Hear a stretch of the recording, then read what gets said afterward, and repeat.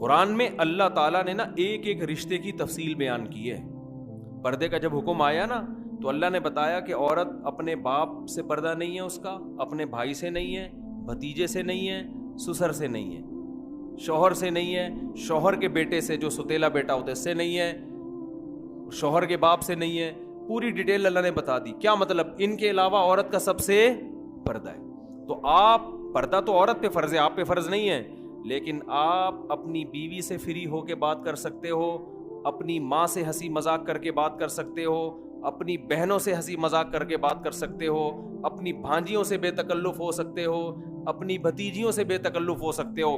اس کے علاوہ کسی اور جوان عورت سے آپ کو بے تکلف ہونے کی اجازت نہیں ہے.